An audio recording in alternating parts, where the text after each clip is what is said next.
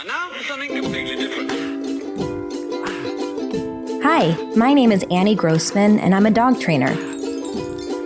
This podcast is brought to you by School for the Dogs, a Manhattan-based facility I own and operate along with some of the city's finest dog trainers. During this podcast, we'll be answering your questions, geeking out on animal behavior, discussing pet trends, and interviewing industry experts. Welcome to School for the Dogs podcast.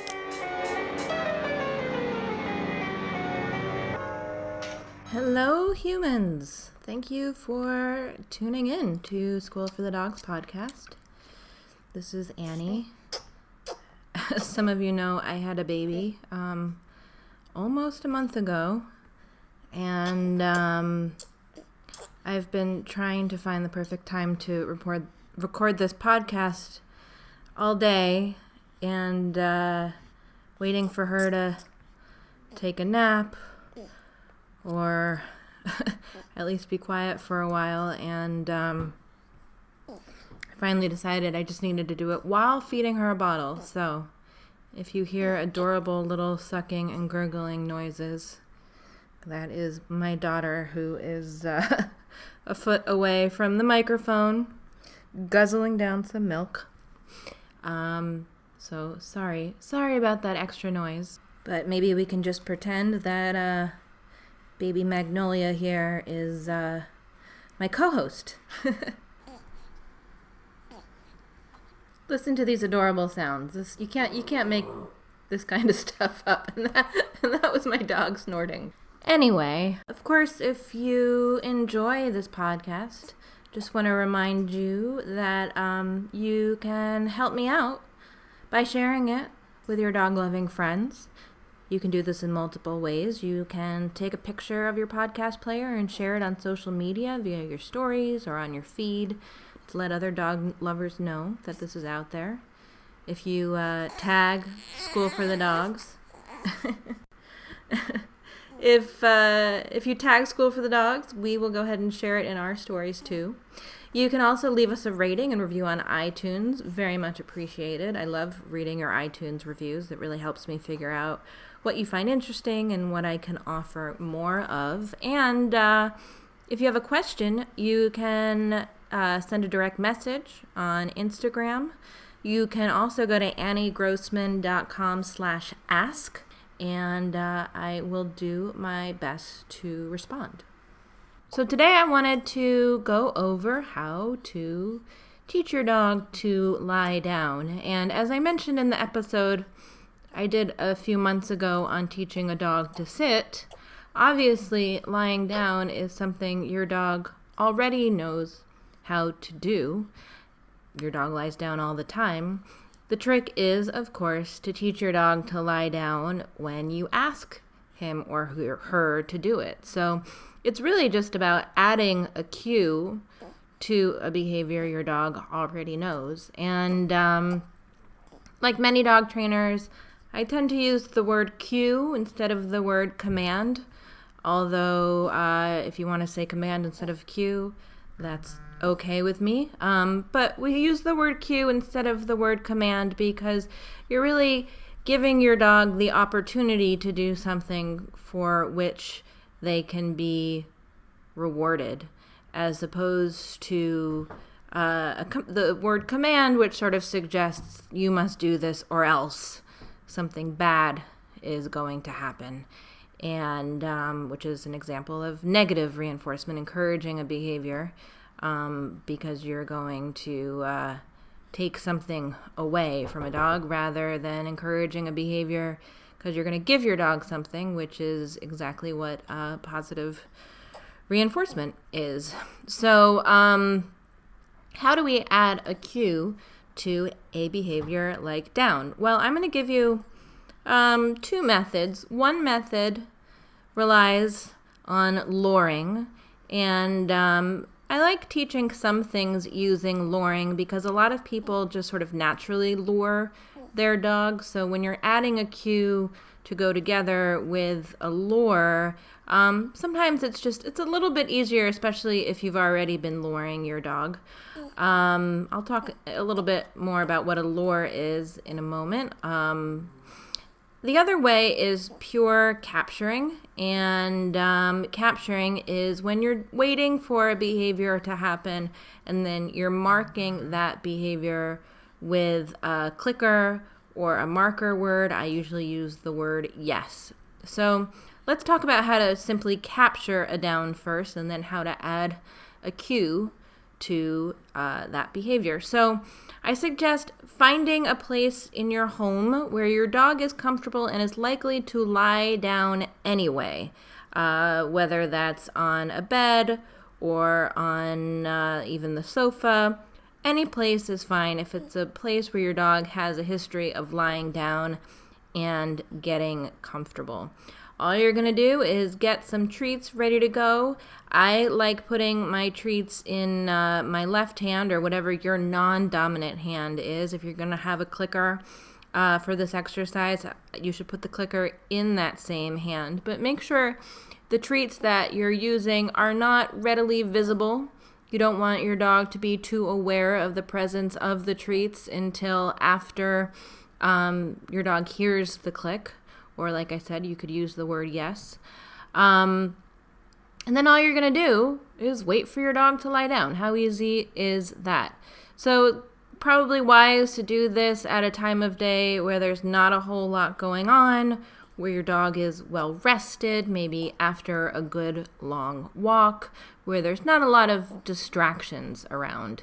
And it used to be pretty boring because you're not trying to encourage your dog to do this. You're simply waiting for your dog to do it. And that's what's so nice about the click or your marker word is that gives your dog the information. That was the thing that I wanted you to do. So the second your dog lies down on his or her own, you're going to click or use your marker word, and then you're going to follow that with a treat. Now, as I've talked about on previous episodes, when you're using a clicker or a marker word, you don't have to use a treat that's edible. The treat could be a game of fetch. It could be just praising your dog lavishly.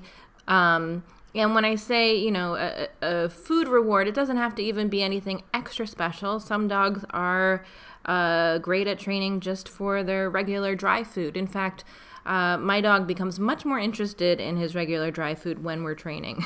For some reason, it takes on much more value than if I just dump a whole bunch of it in a bowl. But I think it becomes like points in a game that he's winning rather than just food that's being presented to him. But I do think when you're teaching down, it's generally better to use some kind of food reward rather than tossing a ball or something like that, just because you're trying to teach something that is essentially a behavior that your dog does when he or she is relaxing. So it can be kind of counterintuitive in the beginning, at least, to be rewarding the behavior with something that's going to cause your dog to be active, like throwing a ball. Also, you're just going to be able to get more repetitions in if you are using some sort of food reward, since it's faster to deliver that than to reward each rep with play or something like that. And as always, it's important when you're using any kind of food reward. In most situations, you want to use something your dog is going to be able to chew and swallow really quickly. So you want to make sure that you're using something very small.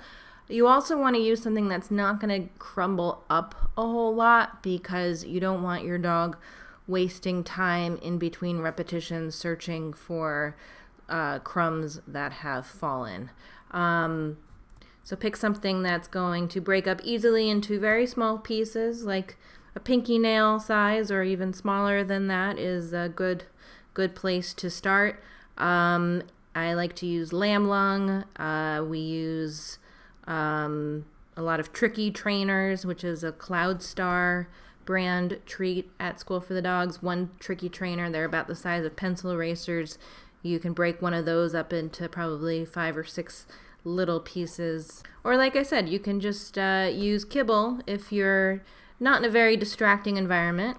If you're somewhere more exciting, you probably want to use something more exciting, but you could use kibble, and you can even break up some pieces of kibble into the size of like half a piece of kibble or a quarter of a piece of kibble. So you got your treat ammunition. You have your nice chill place where you're going to hang out with your dog. You can even sort of pen off an area so your dog doesn't have too much of a chance to wander around. And then you're just going to wait for your dog to lie down. The second your dog lies down, you're going to click or use your marker word, and then you're going to follow that with a treat. And I suggest delivering the treat either about a foot in front of your dog, just far enough away that your dog is going to have to get up to go get the treat, or you can deliver it over your dog's head high enough that your dog is going to have to get up into a sit position in order to get the treat. Again, you don't want to waste time in between repetitions, so I don't want you to toss a treat to the other side of the room. You're just strategically placing it in a spot where you're resetting your dog to now be able to lie down again. So just to back up a little bit, you might want to test how your dog understands your cue for down if you've already worked on down with your dog before you start this exercise, because the steps that I've outlined so far, you're not offering any kind of cue. You're just waiting for your dog to lie down. We're at the capturing stage of this exercise. But if you've already worked on down with your dog, you can start from the beginning, which is where we are right now. However, it still might be useful to figure out what your dog understands. And you can do this by giving your cue, and I would suggest either recording yourself on a video or having a friend watch you. If you're giving a verbal cue, like the word down, I want you to try and say it with as little body language as possible. I find that often, and I'm guilty of this myself, we think we're giving a dog a verbal cue, and actually we get into the habit ourselves of helping out, or thinking at least that we're helping out, with all kinds of physical prompts. Often for lying down, that can mean pointing, that can mean leaning over a dog, and none of this is necessarily bad. I think it's just a good thing to know in the beginning when you're starting out where your dog is getting information. Is your dog watching what you're doing with your body, or is he listening to your words? Or is he just guessing? You know, a lot of the time I see people working on down with their dog, and they tend to cue sit and then they cue down, and the dog learns I sit for a minute or a few seconds really, and then I lie down, and the dog isn't even paying attention to anything you're saying or doing. Your dog has just learned first I sit and then I lie down. Again, not a bad thing. It's just good to know that this is your dog's pattern and that your dog has learned first sit, then lie down. So if you notice that you are giving physical cues in addition to your verbal cues, try separating them. Will your dog lie down if you hold as still as possible, maybe lean up against a wall, or have a friend hold your hands down at your sides? Will your dog respond and lie down if you just say the word down? Or do your physical cues, and will your dog respond to that even if you don't say the word down? And if you have a dog who tends to sit and then lie down, see if you say the word sit or give whatever your sit cue is, and then see if your dog will lie down without you cueing that at all. So just sort of to know where you are. Again, you can always teach a behavior from scratch. So whatever your conclusion is from this little test, you can still start from scratch, and you're just going to work on capturing. And I would suggest you don't start adding any kind of cue until your dog is reliably lying down on his or her own 8 to 10 times in a minute. You really want your dog to have figured out, oh, I understand, I know how to train my human. All I need to do is lie down and I get a click and a treat. It's really only at that point that you're going to start to add any kind of cue. And let's say your cue is the word down. The way you're going to do it is as your dog starts to lie down, you're going to say the word down. You're only going to say it one time, and in the beginning, you're not asking your dog to do it. You're just sort of telling your dog, hey, that thing that you're doing right now, we're now going to agree to call that down. So you're waiting for your dog to lie down. You're saying the word down as your dog starts to lie down, and then the second your dog lies down, you're going to click, and then you're going to give the treat either a little bit in front of your dog, so your dog has to get up to get it, or just above your dog, so your dog has to sit in order to get it. And what's nice about giving it above your dog's head, so your dog has to sit in order to get it, is your dog's butt is going to stay in the same position the whole time. And really, when your dog's butt is down, when your dog is in a sit, your dog is in sort of like half of a down, right? Like butt down is half the body. So it's just going to be easier to get more repetitions if your dog is already kind of halfway in a sit, rather than waiting for your dog to go find the treat, come back, etc., etc. Now, of course, we can later on work on having your dog learn to go from a stand to a down versus from a sit to a down. But right now, I don't care too much whether your dog is going from a stand or a sit to a down. So you're giving the cue when they're getting this 8 or 10 times, 8 or 10 reps in a minute. Then what you're going to start to do is say it a little bit early. So when you would gamble $10, your dog is going to lie down in the next 10 seconds, let's say. That's when you're going to start giving your cue. And you're only ever allowed to say your cue once. I don't want you saying it over and over. So that's why we try and make sure that the dog is going to do the behavior before we start adding the cue. Now, I know this can seem like, well, the dog's not doing it because I'm saying it. The dog was going to do it anyway. And yeah, exactly. That's fine.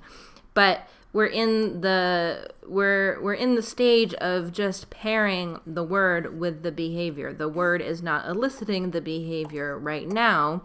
We're just teaching them that it's like a cue that if you do the behavior after I say this word, something really good is going to happen. Like I said, your dog already knows how to lie down. Your dog lies down all the time. But the element that we're introducing is if you do it when I hold up this flag, the flag being the word down, there is good stuff in store for you. And that's pretty much always the process of adding a cue. You should only ever be giving a cue if you are pretty sure it is going to elicit the behavior. If you're unsure, if you think you might have to repeat it, then you should start from the beginning and go pair the cue with the behavior again, giving the cue when your dog is basically like as your dog is lying down. You can always start from scratch in that way. All right, I now want to talk about how you can add a cue to a lured down if you've already been luring a down, or if you just want to try a different method. I suggest following these steps. And when I teach a down in this way, I actually prefer using a visual cue first, although you can add a verbal cue later on. I'll talk about how to do this. The visual cue I like to use is my hand up, kind of like a low hand raise, like you're raising your hand in class, but not all the way up. You're just going to bend your arm at your elbow and hold it up so that like your knuckles are at your shoulder, your hand is open. And I suggest using your dominant hand. For me, that's my right hand, because your treats are, and if you're using a clicker, your clicker are still both going to be in your other hand. So a lot of people, when they lure a down, do this kind of, like I call it like a modern dance move, or some sort of like Freddie Mercury move, where they start up high and then they point down low to the ground in a dramatic way, and their dog follows their finger. Perfectly fine, but generally I like my cues to be as subtle as possible. I like cues that I can give from a distance if need be, and I find that this sort of hand up cue is easier for both those reasons. Easier to give at a distance, and it's more subtle, and you don't have to totally let go of your habit of doing your dramatic pointing to the ground move just yet. We're gonna build that in to this exercise before we totally get rid of it. So what you're gonna do is stick a little treat in between your fingers. So again, I want your hand to be totally open, but if you want to try luring with a bit of a food lure, you're going to put it between like your pointer finger and your middle finger, or if you prefer, between your middle finger and your ring finger. If your dog has a really good hand touch and knows how to follow your hand, you might not need to do this, but if your dog is used to following food in your hand, this is the way I suggest doing it. And another reason why I suggest doing it this way rather than sort of just pinching the food in your hand, which might feel more natural, is one problem of luring is that we humans get stuck sort of in the habit of luring. We tend to lure dogs long after they need the lure, and we get attached to it and sort of attached to giving them more help than they need. This is why you often see people training their dogs with, like I call it, like the teardrop hand, or like the Mamma Mia hand. Their hands pinched together, fingers to thumb, as if they have a treat in their hand, sort of tricking their dog to think that they have a treat, an invisible treat in the hand. I find having a flat hand and just sort of hiding the treat in the hand is a good way to get away from that. Also, we're not going to be using treats more than a couple of reps here. A reason to get away from using treats early on is because you don't want to always have treats on you. The more training you do, the fewer times you're actually going to be rewarding your dog with a food reward.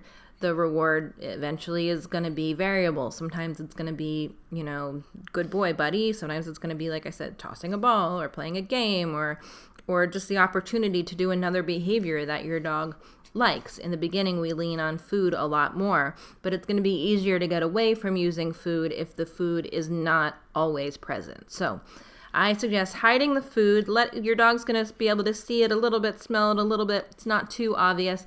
You have your hand, knuckles to your shoulder, hand up, and I want you to start your dog for this exercise in a seated position. I don't care really how you get your dog into a sit. I would just do it as painlessly as possible. If your dog has a really good sit, ask your dog to sit. If you need to hold something over your dog's head to get your dog's butt to the ground, that's fine. I don't want you asking your dog to sit a million times. If your dog can do it on the first time, that's great, but this exercise isn't about that. It's just about figuring out how to get your dog's butt on the ground. Like I said, that's half of a down. Once your dog's butt is on the ground, and I should say, just like with the other version of teaching down, I suggest having your dog for this exercise in a chill environment. You don't want a lot of distractions going on. If you need to do it in a penned area, that's fine. You can even do it while your dog's in a crate. Actually, that can be a really good way to get the behavior happening with a lot of frequency, because your dog isn't going to have a lot of chance to wander around. And certainly if you hold something over the top of the crate, that's probably going to get your dog's butt to go down, because usually when their head is up, their butt goes down. So you are going to have your little bit of food in your hand up. And now what I want you to do is make the shape, it's kind of the shape of the number 2. You're going to start with your hand right above your dog's head, and I want you to sort of trace downwards. You're going to sort of trace your dog's chest all the way to the ground, and then you're going to go sort of into their chest a little bit as you hit the ground, and then you're going to pull your hand towards you horizontal to the ground, just sort of like parallel, I should say, to the ground. And most often your dog's nose is going to be following your hand, and your dog's body is going to slide into a down. You might need to try this a few times. You might need to try it at sort of different paces. If your dog pops up out of the sit, I suggest putting your hand behind your back, sort of doing a restart of the game. But again, what you're doing is starting up at your dog's head and then bringing your hand down, tracing your dog's chest. I find it can be helpful to push in. That's sort of where it starts to look like a number 2, sort of the curved bottom of the two going in, and then pulling your hand towards you. The second your dog's elbows hit the ground, that's when you're going to click or say your marker word like yes. And then you're going to deliver your treat in the seated position again.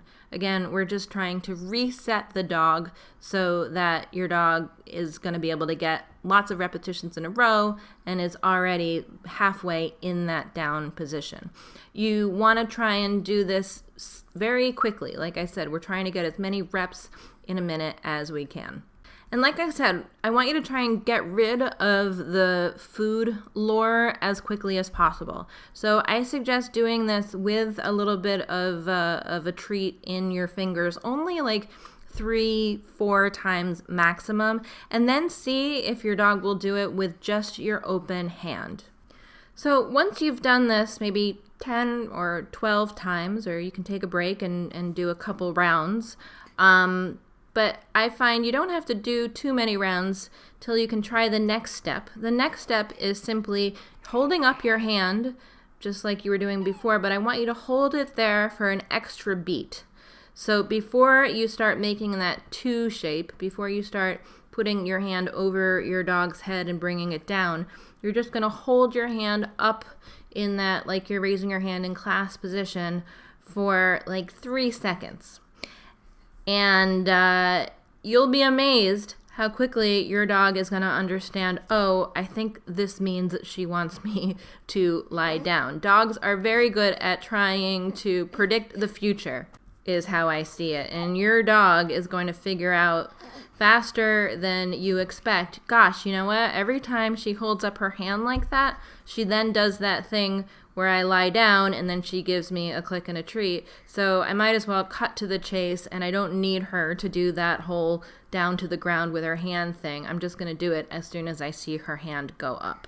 I really love doing this method of teaching down with clients, especially with puppy owners who've never taught their dog down before, because it can seem like magic. It's amazing how quickly dogs get this. I've seen so many dogs get it like on the 4th or 5th try. I just start holding my hand up a little bit longer, and they plop into that down position and seem so proud of themselves and so excited. And then the owners get all excited too. It's a lot of fun, and it's a good reminder, I think, of how tuned in dogs are to what we want and how good they are at figuring things out. Now, one behavior can have multiple cues. If you want to add a verbal cue to this behavior, you always give the new cue first. So you're going to say the word down and then hold up your hand.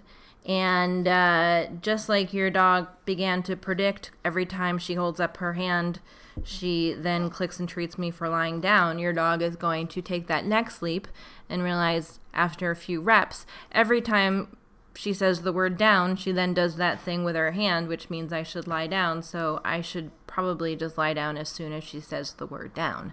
The key is to not give your verbal cue and your visual cue at the same time. You want to separate the two things. And if you're trying to add that verbal cue, you're going to give the verbal cue first. Again, not repeating it, just saying it one time. Now, like anything else that you train your dog to do, once you've got it down in that sort of low stress, quiet environment where you've been practicing, you want to try it in a new room. You maybe want to try it outside. Try it with a new person doing it. It's all the process of generalizing the behavior. And when you take it to a new environment or do it with a new person, you start from scratch. You're setting your dog up for success by what Karen Pryor calls going back to kindergarten.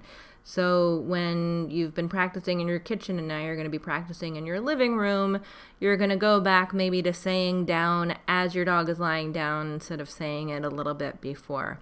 Or if you're doing the hand lure, maybe in the kitchen you were able to do it without any food in your hand, but in the living room you're going to do a couple reps with some food in your hand before you start raising the level of difficulty. Now, other things can become cues too, besides just words or visual things that you're going to be doing with your body. One of my favorite cues for teaching down is using a mat. You can teach your dog that whenever he sees a mat on the ground, it could be your specific training mat, that means your dog needs to lie down. And you're simply going to do this by adding a cue, just like we added the word down to the hand signal. Once your dog goes to the mat, you're going to give your cue that your dog has learned already for down.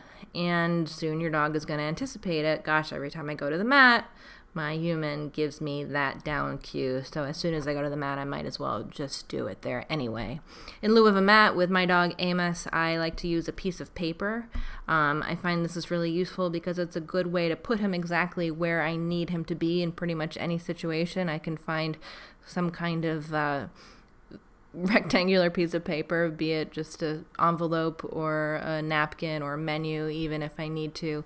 And I call it his sticky spot. He knows every time I see that there's a piece of paper on the ground, I need to go lie on it, which is sometimes funny because sometimes if there are papers just strewn on the ground,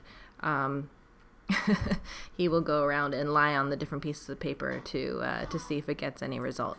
So give it a go and let me know how this goes with your dog. I will try and do a demonstration video in our Facebook group, which is at facebook.com/groups/School for the Dogs.